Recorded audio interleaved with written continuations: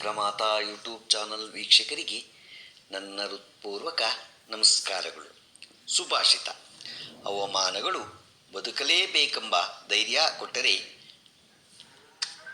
ಅನುಭವಗಳು ಹೇಗೆ ಬದುಕಬೇಕೆಂಬ ಮಾರ್ಗ ತೋರಿಸುತ್ತವೆ.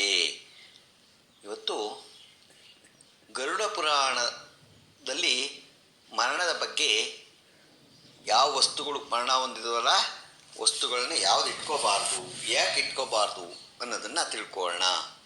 ಜ್ಯೋತಿಷ್ಯ ಶಾಸ್ತ್ರದ ಪ್ರಕಾರ ಗರುಡ ಪುರಾಣದಲ್ಲಿ ಹೇಳಿರುವಂತೆ ಮರಣ ಹೊಂದಿದವರು ಈ 3 ವಸ್ತುಗಳನ್ನು ಯಾವುದೇ ಕಾರಣಕ್ಕೂ ಮನೆಯ ಸದಸ್ಯರು ಬಳಸಬಾರದು.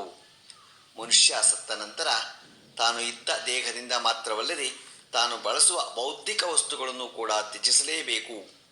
ಮನುಷ್ಯ ತಾನು ಮಾಡಿದ ಪಾಪ ಪುಣ್ಯಗಳನ್ನಷ್ಟೇ ಜೊತೆಗೆ ಕೊಂಡೊಯ್ಯುತ್ತಾನೆ. ಮರಣ ಹೊಂದಿದವರ ಮೇಲಿನ ಅತಿಯಾದ ಪ್ರೀತಿಗೆ ವ್ಯಕ್ತಿಯ ಮರಣ ಹೊಂದಿದ ಮೇಲೆ ಆತ ಬಳಸುತ್ತಿದ್ದ ವಸ್ತುಗಳನ್ನು ತಮ್ಮ ಬಳಿ ಇಟ್ಟುಕೊಂಡು ನಾವು ಅವುಗಳನ್ನು ಬಳಸುತ್ತಾ ಸತ್ತ ವ್ಯಕ್ತಿಯ ನೆನಪು ಮಾಡಿಕೊಳ್ಳುವುದು ಸಹಜ. ಆದರೆ ಇದು ತಪ್ಪು ಎಂದು ಶಾಸ್ತ್ರ ಹೇಳುತ್ತದೆ. ಪಾಪಕ್ಕಿಂತ ಹೆಚ್ಚು ಪುಣ್ಯ ಮಾಡಿದ ವ್ಯಕ್ತಿಯು ಆತ್ಮ ಯಾವುದೇ ತೊಂದರೆ ಇಲ್ಲದೆ ಆ ದೇಹವನ್ನು ತ್ಯಜಿಸುತ್ತದೆ. ಪುಣ್ಯಕ್ಕಿಂತ ಹೆಚ್ಚು ಪಾಪ ಮಾಡಿದ ವ್ಯಕ್ತಿಯ ಆತ್ಮ ಆ ದೇಹವನ್ನು ಬಿಡಲು ಹಾಗೂ ಬಿಟ್ಟ ಮೇಲೂ ಹೆಚ್ಚು ಸಮಯ ನರಳುತ್ತದೆ ಹಾಗೂ ಕಷ್ಟಪಟ್ಟು ಆ ದೇಹವನ್ನು ತ್ಯಜಿಸುತ್ತದೆ. ಆದರೆ ಆತ್ಮಕ್ಕೆ ಅಂತ್ಯವಿರುವುದಿಲ್ಲ. ಆತ್ಮ ಮಾಡಿದ ಪಾಪ ಕರ್ಮಗಳ ಮೇಲೆ ಮತ್ತೆ ಮತ್ತೆ ಬೇರೆ ವ್ಯಾಮೋಹ ಹೊಂದಿರುತ್ತದೆ. ಆದ್ದರಿಂದ ಆ ವಸ್ತುಗಳನ್ನು ನಾವು ಬರಬಳಕೆ ಮಾಡಿದರೆ ಅವರ ಆತ್ಮಕ್ಕೆ ಶಾಂತಿ ಇರುವುದಿಲ್ಲ.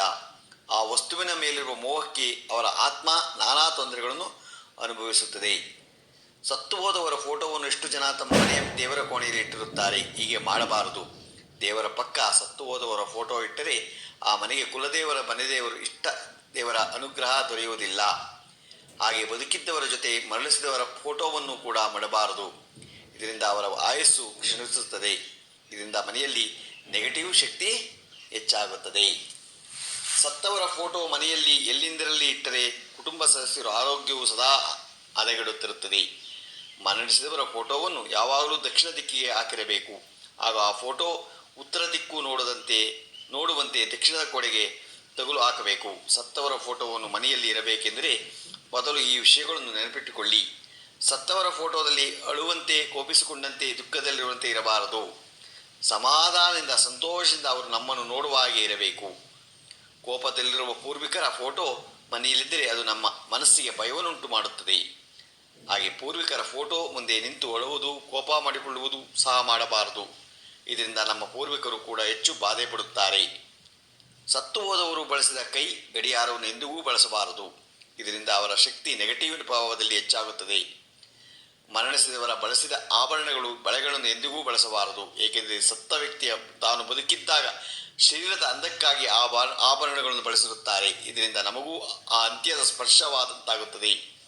ಆದ್ದರಿಂದ ಅವರು ಬಳಸಿರುವ ಆಭರಣಗಳನ್ನು ಕರಗಿಸಿ ಹೊಸ ಆಭರಣ ಮಾಡಿಸಿ ಧರಿಸಬಹುದು ಅಥವಾ ಯಾರಿಗಾದರೂ ದಾನವಾಗಿ ನೀಡಬಹುದು.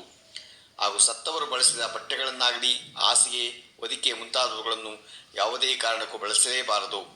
ಅವುಗಳನ್ನು ಬೇರೆ ಕಡೆ ಎಸೆದರೂ ಪರವಾಗಿಲ್ಲ. ಆದ್ದರಿಂದ ಕ್ರಮೇಣ ಅವರ ನೆನಪುಗಳು ನಮಗೆ ಮರೆಯಾಗುತ್ತದೆ.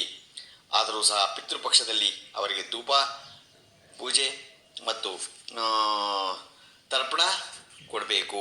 ಉದಯ ತರ್ಪಣ ಕೊಡೋದ್ರಿಂದ ಅವರ ಆತ್ಮಕ್ಕೆ ಶಾಂತಿ ಸಿಕ್ತಾಗತ್ತೆ. ಗೊತ್ತಾಯ್ತಾ? ಇವತ್ತು ನಾವು ಇದರ ಬಗ್ಗೆ ತಿಳ್ಕೊಂಡು ಗರುಡ ಪುರಾಣದಲ್ಲಿ ಏನು ಹೇಳಿದೆ ಅನ್ನೋದ್ರ ಬಗ್ಗೆ ಇವತ್ತು ದಿನಪಂಚಾಂಗವನ್ನು ತಿಳ್ಕೊಳ್ಳೋಣ. ದಿನಾಂಕ 24/8/2024 ಶನಿವಾರ, ಶ್ರೀ ಕ್ರೋಧಿನಾಮ ಸಂವತ್ಸರ, ದಕ್ಷಿಣಾಯನ, ಶ್ರಾವಣ ಮಾಸ, ಕೃಷ್ಣಪಕ್ಷ, ವರ್ಷ ಋತು, ತಿಥಿ ಪಂಚಮಿ, ಹಗಲು 12:50, ನಕ್ಷತ್ರ ಅಶ್ವಿನಿ, ರಾತ್ರಿ 11:56, ಮಳೆ ಮಖ 3ನೇ ಪಾದ, ರಾಹುಕಾಲ 9:19 10:52 ತನಕ ಇದೆ. ಗುಳಿಕ ಕಾಲ 6:42 7:46 ತನಕ ಇದೆ. ಯಮಗಂಟ ಕಾಲ 1:58 3:31 ತನಕ ಇದೆ. ಇವತ್ತು ಯಾರು ಹುಟ್ಟುಹಬ್ಬ ಆಚರಿಸ್ಕೊತಿದ್ರು, ಮದುವೆಯಾದ ದಂಪತಿಗಳು ವಾರ್ಷಿಕೋತ್ಸವ ಆಚರಿಸ್ಕೊತಿರೋರಿಗೆ ನಮ್ಮ ಹೆಬ್ಬಳಲು ಶ್ರೀ ಚಕ್ರಮಾತಾ ಯೂಟ್ಯೂಬ್ ಚಾನಲ್ ಕಡೆಯಿಂದ ಶುಭ ಕಾಮನೆಗಳನ್ನು ತಿಳಿಸ್ತೀವಿ. ದೇವರು ಅವರಿಗೆ ಆಯಸ್ಸು, ಆರೋಗ್ಯ, ಐಶ್ವರ್ಯ ಎಲ್ಲ ಕೊಟ್ಟು ಕಾಪಾಡಿ ಅಂತ ನಾನು ಕೇಳ್ಕೊತೀನಿ. ನಮ್ಮ ಹೆಬ್ಬಳಲು ಶ್ರೀ ಚಕ್ರಮಾತಾ ಯೂಟ್ಯೂಬ್ ಚಾನಲ್ ಯಾರು ಸಬ್ಸ್ಕ್ರೈಬ್ ಆಗಿರು ದಯಮಾಡಿ ಸಬ್ಸ್ಕ್ರೈಬ್ ಆಗಿ. ನಿಮ್ಮದೇ ಚಾನಲ್ ಆಗಿರೋದ್ರಿಂದ ನಮ್ಮ ಲಿಂಕನ್ನು ಬೇರೆ ಗ್ರೂಪ್ಗಳಿಗೆ ಫಾಲೋ ಫಾರ್ವರ್ಡ್ ಮಾಡಿ. ನಮಸ್ಕಾರಗಳು, ನಮಸ್ಕಾರಗಳು, ನಮಸ್ಕಾರಗಳು.